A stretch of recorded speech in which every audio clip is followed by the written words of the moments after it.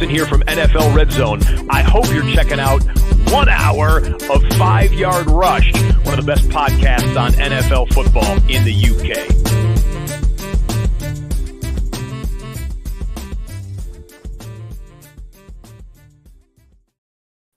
Hello, Rush Nation, and welcome back to the 5 Yard Rush flagship show here following week 13. As you can probably see if you're watching or if you're listening, I'll let you know there is no Murph this week. Murph's a little bit under the weather again, so I'm sure he'll all join me in giving our best to him and hope he's on the mend again soon. But in his place, I'm pleased to say I have Lewis. Lewis, how are you? Yeah, I am all good, mate. Shame about Murph. Obviously, I joined him here in week 6 and wish him all the best in a speedy recovery. But it's great to finally jump on with you. We had a little thing planned for Halloween week, didn't we? And then I got stuck outside Birmingham when they thought there was a grenade in the train station. It just all went wrong, didn't it? But yeah, it's great to jump on here. It's always good fun, mate. It's always good to have you in as well. You know exactly what you're talking about. So it's great to sometimes get a different perspective and opinion on things that me and Murph talk about a lot. So for those of you who don't know, tell them what you do, Lewis. Yeah, so I'm part of 5 Yard Rush Fast Action Friday, where we give you a little bit of a Thursday night recap it's Friday evening about 6 o'clock. Thursday night recap and a little look forward to tell you some weak points and some injury news of the games that are going to happen over the weekend. I also write for 5 Yard Rush with the redraft team, so I've been doing the starts and sits the last few weeks, and yeah, that's about it really. And some good injury reports throughout the year as well. Yeah, they took a little bit of a backseat recently because of doing the starts and sits and how much goes into them, obviously. That's it. So, Lewis, 5 Yard Rush is available with a Patreon, I think you're a member of. Yeah. Exclusive WhatsApp chat with Murph. It's little as £1 a month. There's bigger subscriptions where you get all of our 5 Yard merch as well. So at the bottom there, 5 Yard Rush on Twitter, Instagram, and Facebook. And also the podcast, if you're listening, you know where it is, but it's available on all good podcast providers. Or you can watch us on YouTube at any time. So if you are watching now, do get in touch, drop a comment down. We'd love to have some thoughts and opinions from you guys as well. But Lewis, talk us through week 13. What sticks out to you straight out of the gate? So the first thing is the Detroit Lions. So they're over exceeding people's expectations at an NFL level anyway, with that sort of culture that Dan Campbell's been breeding in Detroit, right? Yeah. But that defense, specifically against running backs, now the last 5 weeks, they've held running backs to 66 yards on average over the last 5 games. They've done it again this weekend with the Jaguars. They held them to 60 rushing yards. So that's 66 rushing yards over the last 5 weeks. So something to monitor really heading in towards like the fantasy football playoffs now is where there's 1 week left, isn't there, before? And keep an eye out if you've got a running back that are facing the Lions, really. That's a big one for me because that is not good. It isn't. I saw a big stat on the IDP side of it where Ansel only played 100% of defensive snaps. And the other 3 guys were literally 30, 33, 34% each. And they're just rotating a fresh man in every single time, which I think will play a big part of that. Yeah, he's a wrecking ball at the minute for if you've got him in IDP. I know I've got him in one league where I've just secured my playoffs this weekend. And he has been a wrecking ball the last 4 or 5 weeks. Yeah, definitely. So, yeah, as you say, facing the playoffs, you've got someone who's facing the Lions defense, running back. It might be worth just having a look at who's about there if you can do something with it. Talking of running backs, another one who has forward the last few weeks in Derrick Henry. Where are we at with him? Yeah, so it's a strange one because his schedule the next 3 games is like velvet soft. It is really easy, you know. And it's playoff lovely, isn't it? Yeah, it is as good as it can be. 2 of the bottom three defenses against running backs for fantasy points allowed. So his next 3 games, he's got Houston, the Chargers, and then Jacksonville, who are also not very good against running backs. But his last 4 games, he's only averaging 2.77 yards per carry, which by any standard is bad, but by his is awful. Yeah, it's far from ideal, especially for the capital that you'd have paid up on him. to have him. There's a few backs like that, and I know he's not on our list here that we're going through, but Alvin Kamara feels like he's suffering a little bit as well. He had that one big explosive 43-point week, and I don't think he's passed 11 points in a week since then. I mean, before that 43-pointer, he was kind of steady, wasn't he? Sort of 17-ish around. But yeah, he's gone missing lately as well. And this is normally the time of year where we see Derrick Henry coming to his own. Tired defenses are wearing down, and this is where he puts up some monster weeks before. He's put up 200-yard weeks and so on before, and just 30 this week off 11 carries, which is poor by his own standards. Even the usage has declined. Like you said, he only had 11 carries. When was unless he got hurt in the middle of a game, he never has that low of a share. Do you know what I mean? Yeah, even you can talk about game scripts and how they can go away from running the ball, but the Titans don't. It is the backbone of what they do. But yeah, you're all right. It's something definitely to keep an eye on. And if you're playing him in fantasy at this time in the playoffs and you're dependent on a win, it's quite a nervous time, I'd imagine. Yeah, absolutely. But like I say, that scheduled the next 3 games, which takes you all the way up to week 17, it is velvet soft. So, I mean, you have to start him, really. He's still a must start at this point. But if he gets that kind of usage again, around 10 carries or something, against a defense which isn't too great, then perhaps look for another option for the week after if you do get through. Yeah, I mean, go back when they played the Texans before. You say you got the Texans coming up week 16. He had 32 attempts and 219 yards, just to put 11 and 30 into perspective there. Yeah, absolutely. And even the last 2 weeks with Houston, though, running backs have had limited usage against them. Like Jeff Wilson, he had about 14 carries, I think. And then you had Nick Chubb this week, who would have had more, but he had a very quiet game as well from what he's been doing this year. Yeah. So it's an interesting one to watch as well for this week.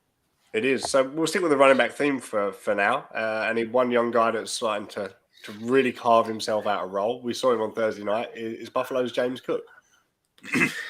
Yeah. Is it the changing of the guard at running back for Buffalo? I say that because he took all of the passing down work away from Singletary, and he was perfect, 6 from 6 for 41 yards. But he also out-carried Devin Singletary. We know Singletary got the touchdown. He punched it in from a yard. But he had 51 yards Singletary on 13 carries, whereas Cook had 14 and 64 rushing yards. So he broke the 100 scrimmage yards on the night as well. And he just, all around, he looked the better running back. And they even found a role for Nyheim Hines this week. I think he had 13 carries as well. They finally, in the last few weeks, just starting to work a role in there for him as well. Yeah, he's been slowly getting something, hasn't he? I mean, it's slowly increasing week on week. But I think that's kind of like his top level, if you know what I mean, around the 13 mark, if you've got a clear lead back. But it's a hard one to predict, isn't it? And if Singletary's going to get that Jamal Williams role when you've got not very far to go and he's the one going to be punching it in, then he's probably still the back to own there. But James Cook, he looked good. He does. And it looked early on in the season that the trust wasn't there. And especially when they went out and acquired Hines, it seemed like the trust in Cook wasn't there. But since then, he's upped his game and he's started to perform. So if you roster both now heading into the playoffs, which way are you going with it? So if you're already in the playoffs as well, because we still got 1 week to go.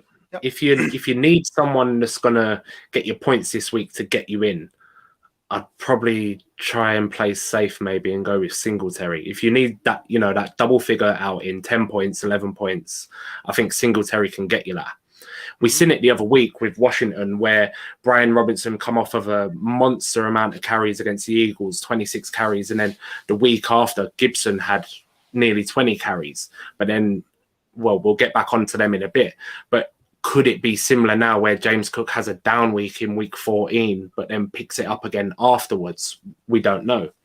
And so it's like, if you're trying to get into the playoffs, I would lean Singletary for this week, for week 14. But it really is one of those that I think it's week to week. You have to just monitor it.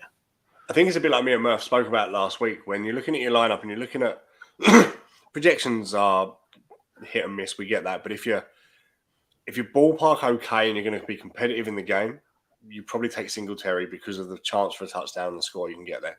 If you're factored to lose by 15, 20 points anyway, I think I'd probably go Cook, purely on the basis of the upside is there.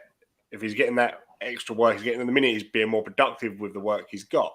He only wants to break one of those off, and I think he's more likely to right now to put up a bigger points haul. Yeah, it makes complete sense, Dan, to be honest. And like when they added Nyheim Hines as well, I thought that's another pass catcher, isn't it? And I really didn't think James Cook would be this relevant all season. So to have that sort of game where he was trusted with that workload, it's really interesting. In a game where running backs, it's not a good script for them, but then away from home in the divisional game as well. So against a solid defense. Yeah, and they've rushed the ball without Josh Allen's touches. Like they still rushed it like 40 times. And I don't know how many carries he had or how much scrambling he done without looking, but like that's crazy numbers. Yeah, it sure is. So just to let you know, Josh Allen done. Hold up.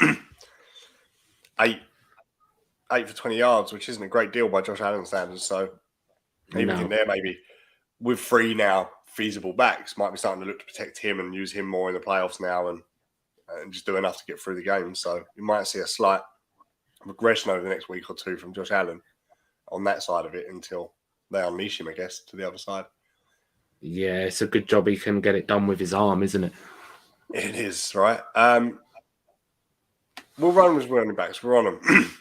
A similar situation, I guess. Excuse me, a bit of a cough tonight. You mentioned Singletary being almost a 50-50 back now, but Singletary getting the goal line work. Let's head over to Detroit, and we've got Swift, who's doing okay. He's come back off the injury report, but Jamal Williams is leading the NFL in touchdowns. I think I saw earlier he's got 8 from the 1 yard line and a further 2 from the 2 yard line this year. So where are we going in Detroit? He's well into double figures, and it's like, you know, when they was at the 1 yard line on Sunday, and it was like, oh, Detroit are down at the 1 yard line. I says, well, it has to be Jamal, doesn't it? In a group chat, I was like, and it wasn't a surprise. He punched it in from a yard. He's been doing it all year. He will probably continue to do that as well. But the interesting numbers from this one is Swift, his first week off the injury report completely, like you said, he played 50% of the snaps, which is nice, but he had over half of the running back opportunities for Detroit, and that's the first time for a long time since he got injured that he's had over 50% of the running back opportunities for the Lions. It's funny, isn't it? We kind of talk about, I don't know, workhorse backs or shared backfields and such like. We're always coming to, here's a guy who's going to get the production and the yardage, and here's our big bruiser that actually inside the 5's going to get the scores for us. From a fantasy point of view, absolute hell. Absolute hell. I mean, Jamal Williams, you could always flex because of the scores, and the same with like Kareem Hunt on that basis and so on. But there's a few teams just going this way, and the next one on the list is going to be pretty similar in that. But teams are seeming to get a yardage workhorse back and then a big bruising punching guy right now.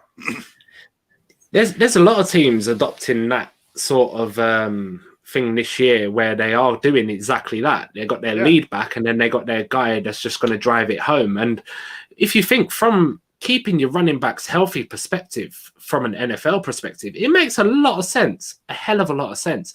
But unless you've got that clear-cut Jamal Williams where he will be punching it in every time we get down that far, and he is very good at it, it's a nightmare for fantasy players. And that I think that's why a lot of people have in this offseason just gone, and I think it will be even more next year, was adopting going for a wide receiver first rather than running backs. Yeah, I agree. I think we're going to see a drift in that drafting. I don't know if you want to hear that. My kids are having a nightmare out in the background. So, another backfield, we touched on it earlier. Antonio Gibson, Brian Robinson up in Washington. How are they looking? Where are we at with them? Yeah, so Brian Robinson's leading the backfield again. He had 21 carries to Gibson's 9. They were both 2 from 2 in the passing game, and Robinson was near on 100 yards on the ground. But like I said before, where Gibson had that week after Robinson had 26 carries, it's so volatile. You don't actually know which way they're going to go. So when Robinson actually touched the field for the first time this year, I didn't think he would get that sort of workload as quickly as he did. And then it's still been hit and miss all the way through. And there's a lot of other backfields like it. But that's been 2 weeks on the trot now. Robinson has been the full lead. So I think he's the back to own. I think I agree. And I think that's a more conventional setup of, I don't know, 2 down back and then having a 3rd down catching back coming in that we're predominantly used to. We just spoke about a different way of how teams are having yardage guys and punching guys effectively. I think Washington feels a bit more conventional in that regard at the minute. Yeah, absolutely. And I mean, it's always nasty when players get hurt and things like that. But JD McKissic getting injured probably done us favors for our fantasy teams with the fact that he probably wasn't on our rosters anyway. But then now you've got Brian Robinson as the clear lead, you know, the bulldozer, the guy who's rushing the ball with Gibson, because otherwise it could have been a real mess if all 3 of them was involved, because McKissic's a good pass catcher as well. But yeah. Fair enough. And I think another one that's very similar to that in the minute, that conventional way is, and it's not on here, so I'm going to dump this on you, is the Chiefs. Pacheco's getting sort of 14 carries and only 2 receptions there, whereas Jet McKinnon picked up a bit of catching down work, didn't he, including the touchdown score, so and only 6 rush attempts. So they seem to be a bit more of that conventional basis there. Yeah, Jet McKinnon's been decent for your PPR leagues for a few weeks now. He didn't have that many targets or receptions this week. I think he was 2 from 2. Just 2, yeah. It was, yeah. On his carries, he was more effective as well, 51 yards. But like you say, Pacheco was he's the bulldozer back. He's the guy that's going to be rushing the ball, and it's no surprise there. But adding Melvin Gordon to that mix now, it's another backfield that's up in the air. We do not know what's what heading towards the playoffs, and it's absolute chaos. I think, if anything, and it remains to be seen, but I think Gordon will pick up that punch it in role potentially that we've just spoke about. I don't think he can be a heavy workload back, and he used to share the role with Williams anyway, and I think he's designed for that 5-yard and in type carry. Yeah, for this stage of his career, it makes a lot of sense because he's never suffered with fumbling the ball as much as this season before. Never has. So to get him in just to be that brute, and it takes everything away from Pacheco, doesn't it? Because all he's missing from his game from having them big weeks is touchdowns. And if Melvin Gordon's been brought in to get them touchdowns, then it's an absolute nightmare for us. But if we do see teams adopting this approach, fantasy-wise, it's hell. You've either got to pick the guy that's going to break out yards or pick the guy that may get 2 scores. Yeah, is exactly that. Exactly that. It's a horrid nightmare. And another back we've got on here who had his first start over New York Jets, Zonovan Knight. How did he come through? So, yeah, it was his second game, but his first actual start. And he got 90 rushing yards on 15 carries against Minnesota. More than decent, isn't it? 5 from 5 in the passing game as well there. I think even if Michael Carter wasn't out, he would struggle to lead as well as Zonovan Knight did. 15 carries isn't a boatload, is it? No, they abandoned the run pretty well. I mean, Mike White had, I think, 52 throwing attempts in the game, which says a lot. Mike White shouldn't be throwing the ball 52 times in a game, in any game. Yeah, Mike White had 57 attempts in the game. A lot of it in garbage time when they was kept in the game by kicking all evening, weren't they? And they was trying to get that touchdown kind of thing. But the Jets do all season when Breece Hall was there as well, even when they was working Breece into it with Michael Carter, they've obviously got James Robinson there. It's another volatile backfield because if all 3 are healthy, Carter could be the passing downs guy. Zonovan Knight getting the hard yards, just like Pacheco. With James Robinson, the bulldozer, like Melvin Gordon we just mentioned, to punch it in. It is potentially another absolute nightmare. And they've still got Breece Hall to come back into that as well. Yeah, I mean, I think James Robinson is a short-term answer to anything, and Zonovan Knight will be phased out when Breece is back anyway.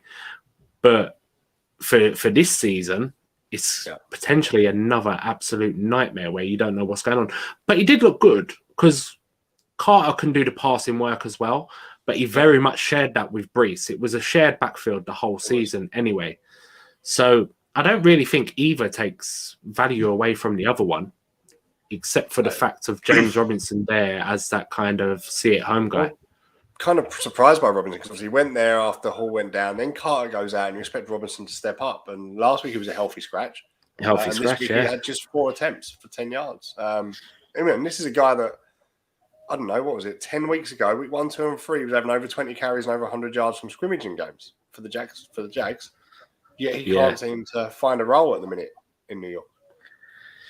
Is he struggling to learn the playbook, or is he just we don't know, and it's a nightmare for us, but it's another messy situation either way round. I think me and Murph talk about playbook and running backs before, and I don't think neither of us agree, me and Murph, that it's not like a wide receiver with routes and timings.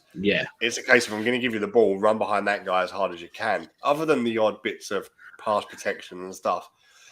But it isn't a hard job to pick up, let's face it. I'm going to give you the ball and you're going to run that way as fast as you can, as hard as you can. Like, do you need to learn a playbook to that kind of extent? I get there's audibles called lines and protections changed and so on. So you need to have a general understanding. But he's been in the league, 2 years now? So you'd have a level of common sense. But he can't seem to forge a role in New York. And with Carter going down, after Hall going down, I expected Robinson to step up to the plate and be a decent rosterable guy, but it isn't working out that way. Yeah, I mean, he was a league winner 2 years ago, James Robinson, when he emerged. And when Carter went down this year, I thought we was going to have... Going to get it again. I thought he's got the backfield to himself now. He's going to be okay, but it isn't panning out that way. Where we've had it with Montgomery the last 2 seasons, and it's looking like the same thing happening again. David Montgomery could be a league winner because of the end of the year. But who knows? It could change this week, Dan. That is how volatile running back has been.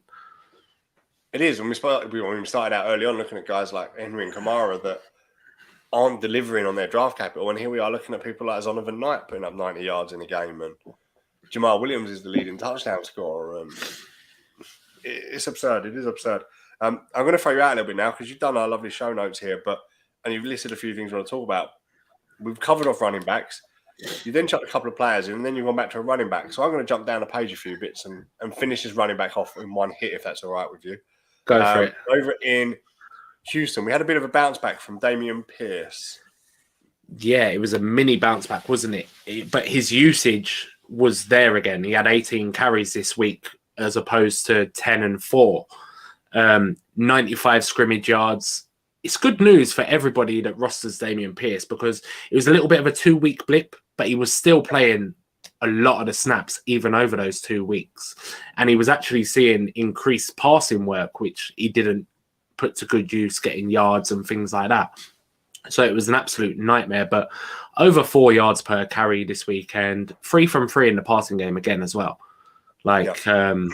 It's good news, this sort of mini bounce back against not very good run defense, admittedly, but it's good to see him being utilized. It is, if you've got him. There is an option that I fear the Texans might start to ease back on his usage as the season comes to a close for them. They've still got Dallas, Kansas City, Tennessee to come, so all playoff teams that they'll probably find themselves behind him. Not the best fantasy schedule at all for running back on a poor team. So I wouldn't be surprised if you've got him. I don't think you'd have to play him when we've talked about these mixed backfields and how you've got no confidence in them. I think you could start him, but I wouldn't be expecting some big numbers out of him. For the pure fact that he is the running back in Houston, right? There isn't 2-3 names there that could do hinder him. He is the pure running back. There is nobody else. The quarterbacks aren't mobile. There isn't no trick plays where you got wide receivers coming around the back and things like that. And, it's almost like you know what you're going to get from him. Yeah, and Burkhead was a scratch this week as well. So, if they're going to slide away from him and go to the passing game, you'd expect Burkhead to have an increased role. He actually was a healthy scratch, I believe, this week. Or was he injured? I was in concussion, sorry. So he didn't play. So that may have helped Pierce slightly with his little bounce back there. So I think that kind of does us for running backs, I believe. Yeah, there was a lot of them on there, but yeah. There was. And we've still got, just quickly before you go, we've still got a muddied backfield to come tonight. Alvin Kamara will lead the Saints. How productive he is remains to be seen. But in Tampa, Fournette seems like he's coming back. Rashad White's done okay the last couple of weeks he's played. It's another messy one, right? It's another messy one because Lenny is sort of not known for, but he has them bounce back games, doesn't he? It's a nice problem to have because Rashad White has been effective. But Lenny, he sort of gets that bounce back we was just talking about with Dameon Pierce. Like when Lenny got put on the bench before, the next game he played, 140 odd yards and, you know, a couple of scores and things like that. And do we see that today? We don't know. Do we see it next week? It's a mess, isn't it? I will say, as a Tampa fan, Tampa abandoned the run far too quickly, far too easy. They're not imaginative with their runs. And I'm surprised. I think both backs actually are score dependent right now in fantasy. Which is surprising. I went into the year thinking Fournette was going to be a sort of top 6, top 8 back this year. He had the backfield to himself and so on. It hasn't quite panned out that way.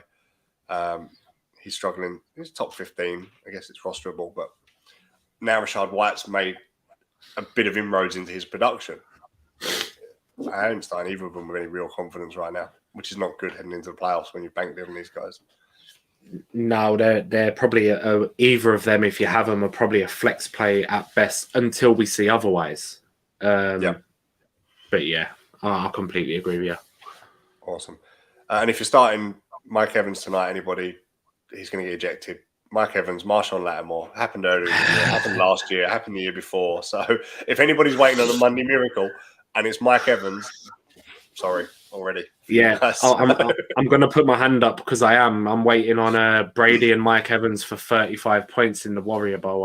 I don't know if Lattimore's been limited in practice, so there is a hope Lattimore don't play. But if he does play, he will follow Mike Evans and they will come to blows because it's a given.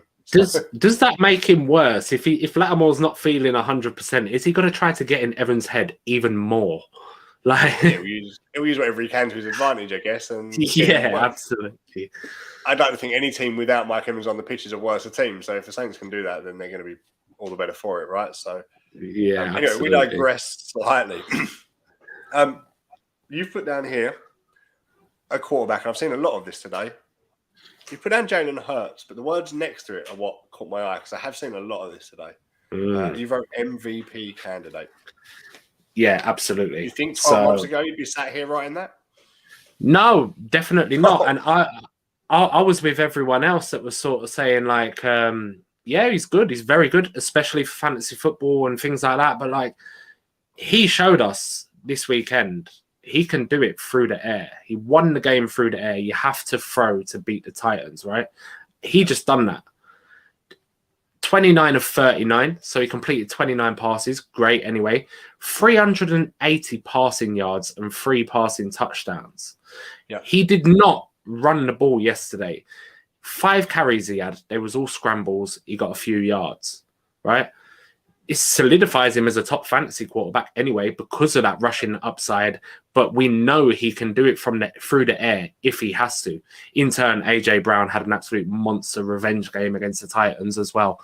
But I think that sort of definitely puts him in the mix for the MVP anyway, especially how the Eagles are going on. And he's shown that he is a quarterback that can throw the ball and throw it effectively.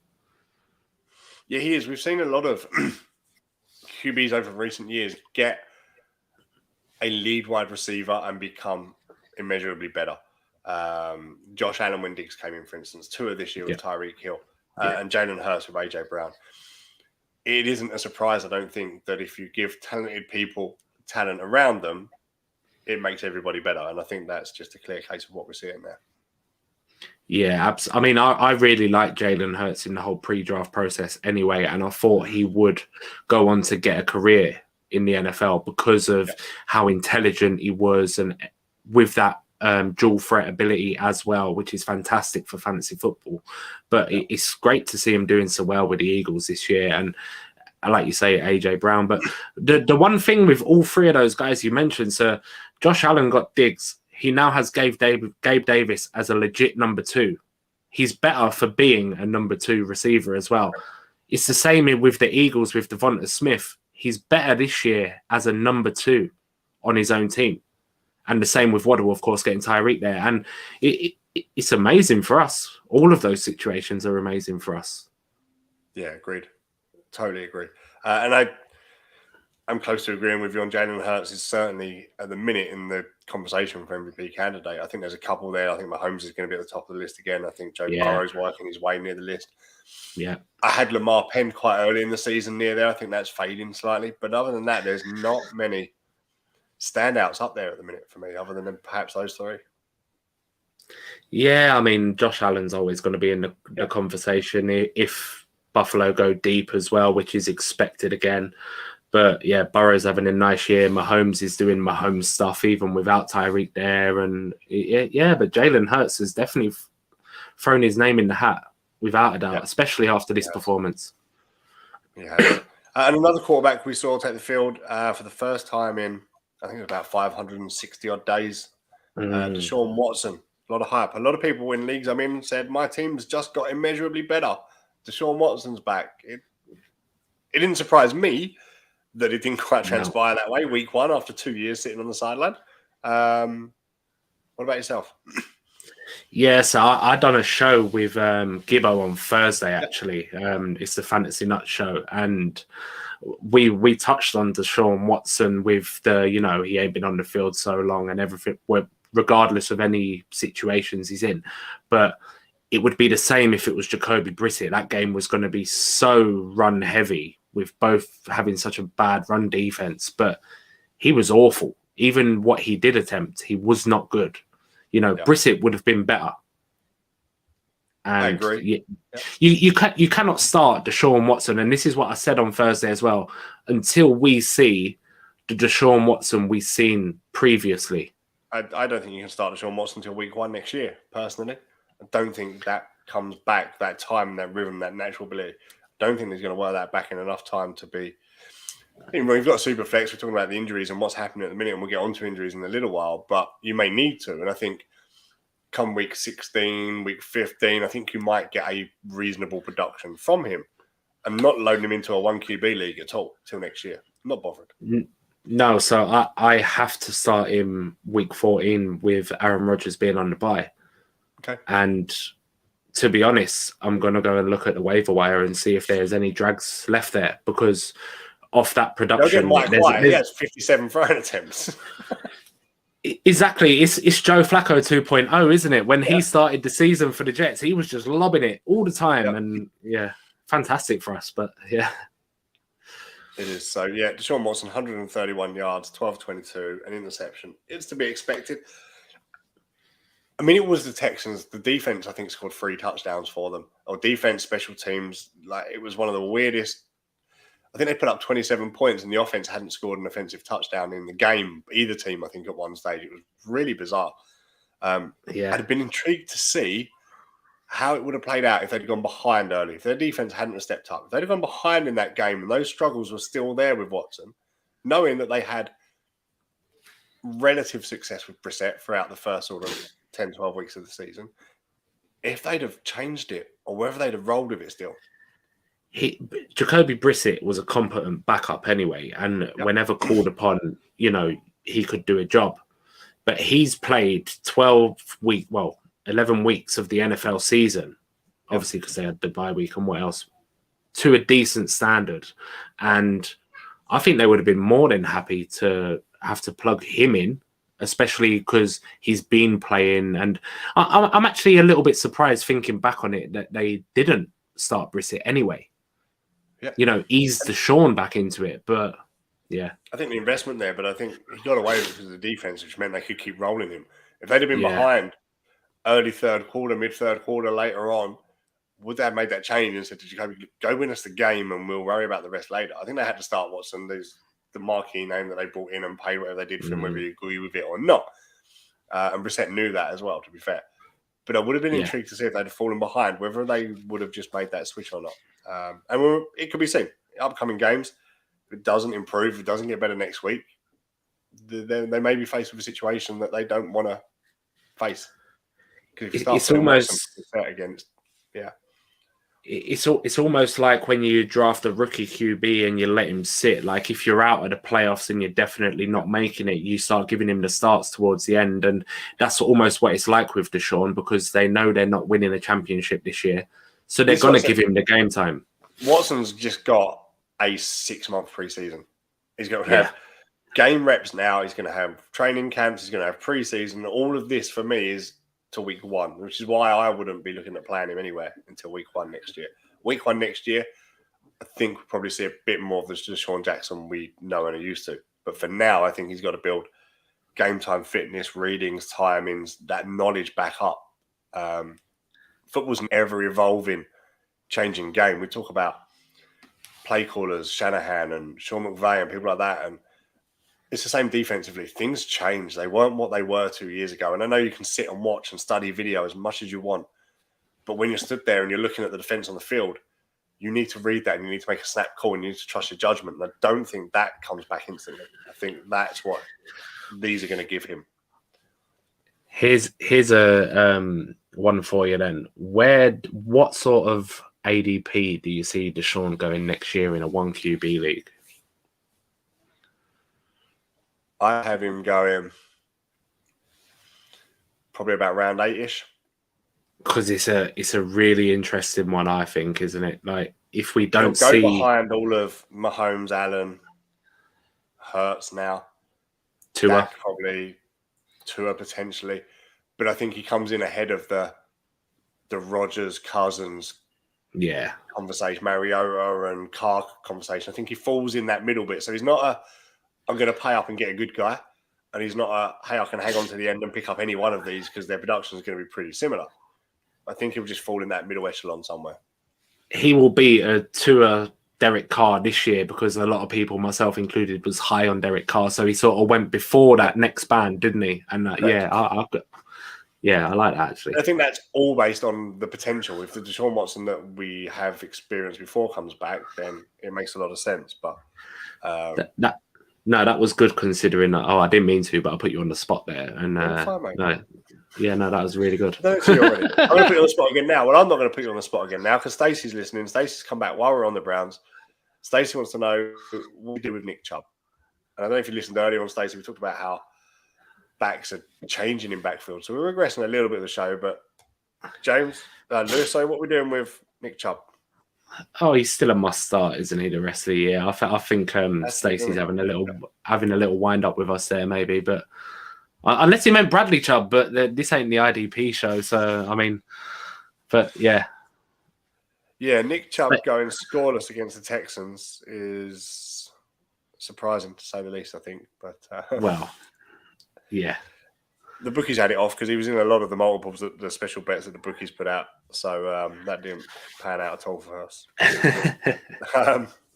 So where do we go next? Let's have a look. Who else we got on here? We've got Jahan Dotson. We had Washington earlier with their backs. Where are we at with the wide receiver? Yeah, so, I mean, Taylor Heineke was spreading the love all around in week 13. There was a few people that got decent amount of targets, but Dotson had a 23% target share. So he goes into the bye next week. He's had a 23% target share this week, coming off of a hamstring injury. Mm-hmm. Straight into that kind of usage. And then week 15, he'll obviously be back for us. And it's one to... I wouldn't be dropping him if you're thinking of picking someone off waivers, just to see what he does in week 15. I'll happily let him ride the bench, but that's a potential league winner if you're in the playoffs. Yeah, they use him a lot. He got a couple of decent scores early on in the season as well. So my hunch with it is Curtis Samuel was out when Dotson did really well earlier in the year. And now Samuel's back, and Samuel has a mixed bag of ability and usage. And I think Samuel was what the Niners have done with Debo is what people have tried to do with Curtis Samuel. With him. The guy's just, one, isn't up to that standard, and two, can't stay healthy enough to see it through. But Dotson's usage might depend on that a little bit. Yeah, so Dotson had 5 catches and Curtis Samuel had 6. And then you obviously had Terry McLaurin with, I think he was 8 of 12 targets. He was the clear lead wide receiver again. But it's interesting that he's emerging like that. And it's not good for Logan Thomas, really, more than anything. But it's just one to keep an eye on, really. Yeah, indeed. Definitely. And it's Curtis Samuel. Curtis Samuel can go down anytime. We all know that. That's what we said. So if he does, expect Dotson of early season to potentially pick up again. So, and I mean, Washington spent first round draft capital on him. They did.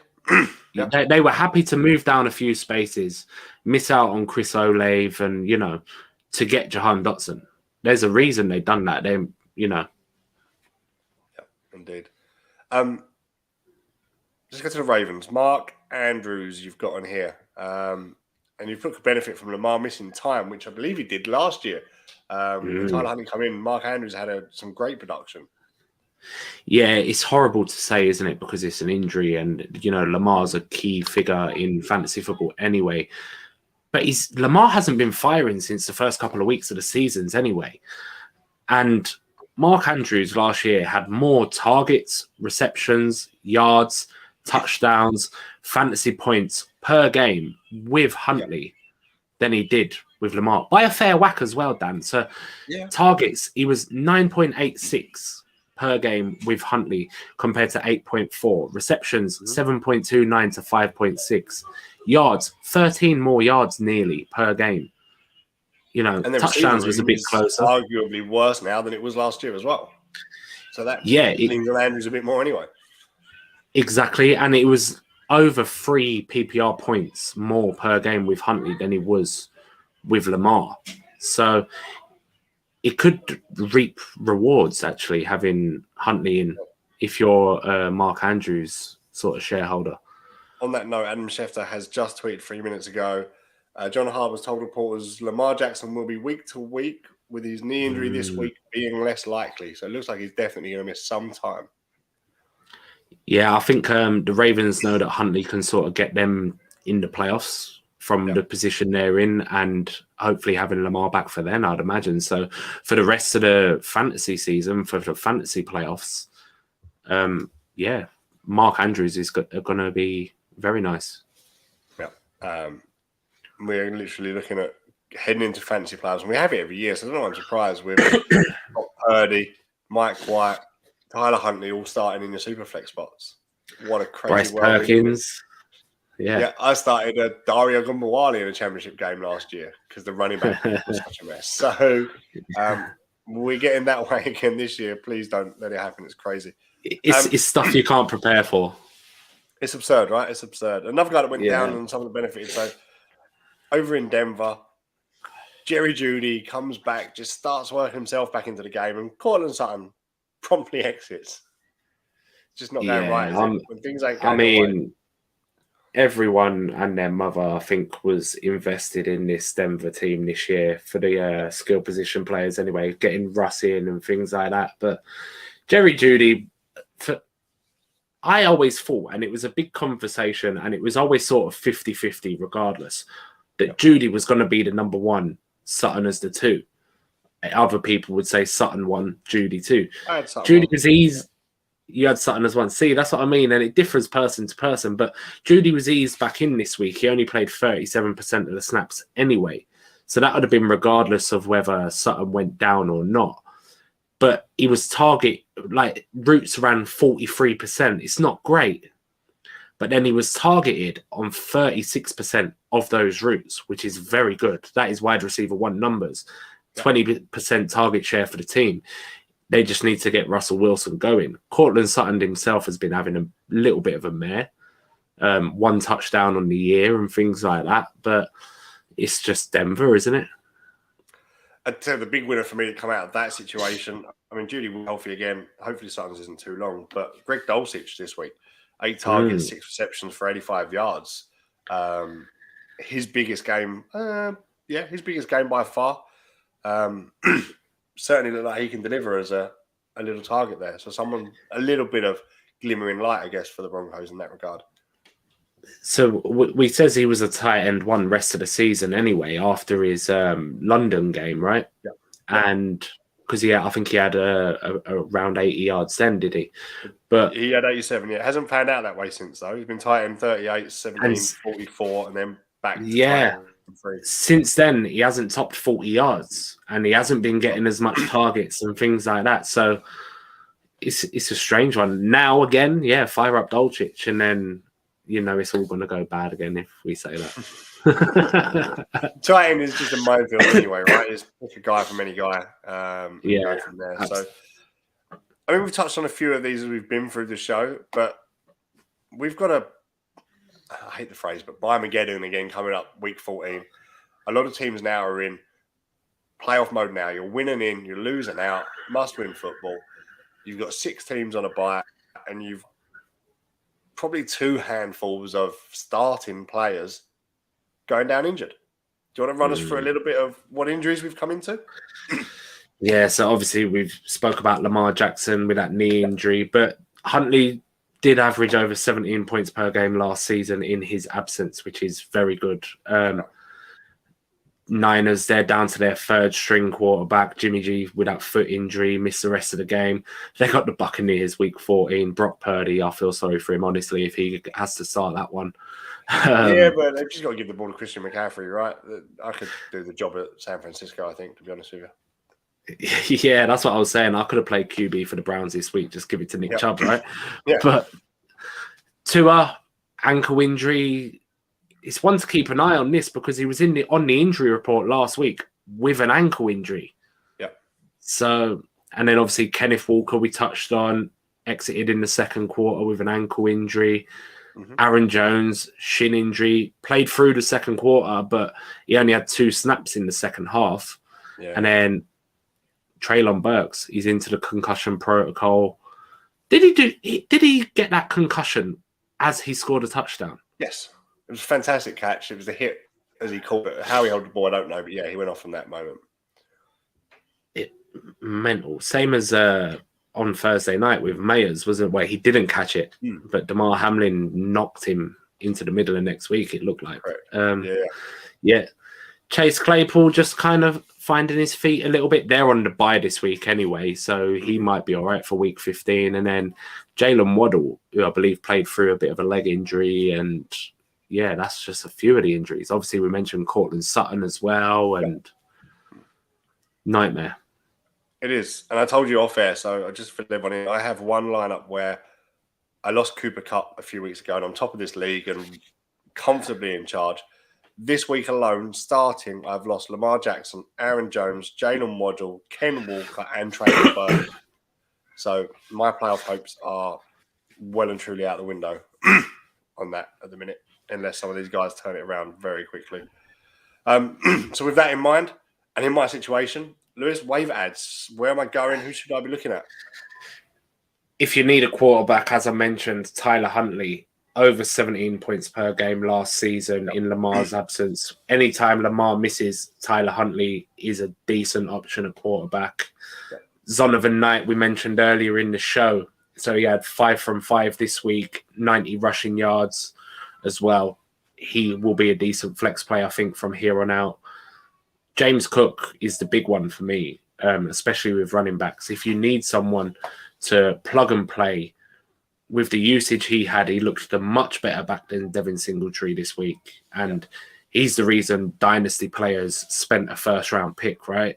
And we've seen it this week. Why? Daniel Bellinger. So he actually just came back from getting poked in the eye. Straight back in at tight end, 1 for the Giants. If you need a tight end and sort of Greg Dulcich ain't available or things like that, he played 97% of the snaps this week. He ran a route on 83% of those, 18% target share. And Daniel Jones was quite accurate as well, 25 of 31. Only 1 incompletion until late in the game, and that was a spike as well. He caught 5 from 5. He didn't have good yards, but the usage is there going forward for Daniel Bellinger, definitely. DJ Chark, he's had a couple of all right weeks since coming off the IR. He was 5 of 6 this week, I've been 98 DJ yards. From since the off season, since draft season. I'm so happy he's back. I've got more DJ Chark than I care to Don't admit. get used to it because Jameson Williams actually had a target. He Yeah. didn't catch it. But Jameson Williams and DJ Chark, I'd expect to play a very similar role. So I think Chark's usage may waver. Maybe not immediately, but in the coming weeks, I'd be very wary of that because I expect Jameson Williams to win that rollout when he gets healthy. I think Williams is a similar one to what we mentioned with Deshaun. It's just like a really long preseason for him. Yeah. The Lions ain't going to the playoffs and things like that. But yeah, DJ Chark, he was dropped in a hell of a lot of leagues. And if I had a space, I was picking him up for free. Me too. Like, I drafted him. I drafted him in some. I drafted him in the Warrior Bowl, let him go. He's gone. Yeah. Someone else has got him, and I'm sad. But another one, DJ Dallas. If Ken Walker misses time, go and grab Travis him. Homer's carrying an injury as well. Yeah, he's always carried an injury, just like Rashard Penny was before. So DJ Dallas Penny may be back in the next 2 to 3 weeks. Oh wow! He was spotted apparently at the stadium. Someone saw him.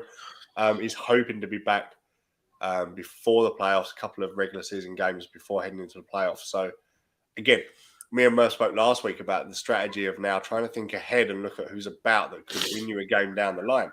If Rashard Penny's there and you've got these roster spots at the bottom of your lineups that you can keep turning over, if someone has let a Rashard Penny go and get him. Because if Ken Walker's missing time, Rashard Penny will come back and be in the back RB1 as soon as he comes back. So and it's worth he was thinking ahead. Rashard Penny was a league winner last year, wasn't he? Yep. Yeah. He was outstanding the last few weeks of last season, and he won me a couple of championships without doubt. Like, I was hot on that waiver wire, and you do have to get after it. Stacey, who commented earlier, he does the 5 yard rush weekly waiver article, comes out every Monday. He's hot on it, isn't he? He's on the ball, and yeah, it's brilliant. Check that out, definitely. But yeah, it's just one of those guys. And me and Murph say you should have 3 or 4 roster spots at the bottom that each week are churning. That who may go down, who may come up. And okay, it's been QBs and so on, but I'd be looking just if you've got a deep enough spot, you've got a spot, just based on what I've heard, because you'll get a notification that goes out that Rashard Penny's coming back off IR, and you won't be able to get him on the waivers because he'll go at cost. So don't do it. Go get him now, stick him for a week. If you don't come back, you don't come back. What does it cost you? You go get someone else in the meantime. But he's someone I'd really keep there for the time being. What about Odell Beckham Jr., Dan?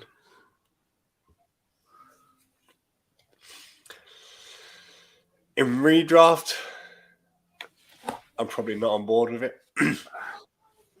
Dynasty, I've got him on a couple of rosters still sat there. Redraft for me, 4 weeks. He's not healthy yet. He's not signed yet. We've already spoke about how people like Jameson Williams and that are just being bedded in. Yes, okay, he'll know a lot of stuff and he'll be a quicker turnaround from unhealthy to productive. I understand that. At best, you may get him for a semi-final or your championship game with any real return.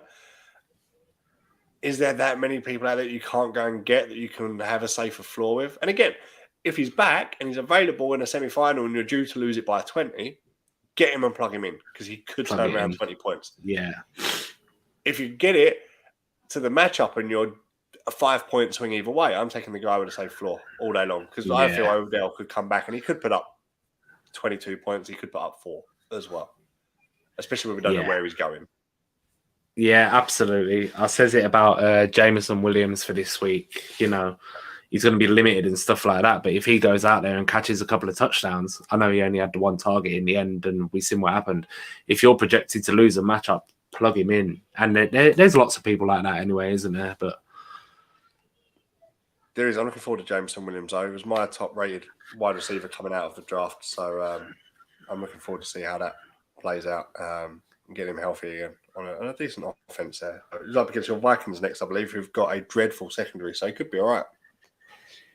Yeah, I mean, well, our 2 safeties both had an interception this week, so against the Jets as well. And a Caleb Evans back, the rookie cornerback, not Andrew Booth, who looked awful. So he was all right before entering concussion protocol. Nice. So, it's I don't know. I'm just happy. Fine. So, Liz, again, before we wrap this one up, it's a short one today. I've got other commitments, unfortunately. But when can people find you next? Again, just catch them up, Fast Action Friday and the like? Yeah, so I've got a show on Thursday, I believe, as well. Fantasy Nut Show is at Fantasy KNUTS UK on Twitter. I post it all on there. It's just a YouTube show, but I've got Mace Riney, who used to write for the IDP team at 5 Yard Rush, coming on this week. Great guy. Cali King, yeah, he's a fantastic guy and very knowledgeable as well. So he's coming on this week. That should be a lot of fun. Fast Action Friday. On Friday, we will keep you in the loop for week 14 with these injuries, let you know who's out, who's questionable, things like that. On Friday, it's as close as we can get to the weekend. Yeah. And weak points, things like that. You know, it's a fun, fast, and yeah, it's a good show. So yeah, that is about it, mate, really. Awesome. So with that, then we're going to call it a day. Murph, if you are listening in, I hope you start feeling better soon, buddy. We miss you, and you'll be welcome back as second you can get back here.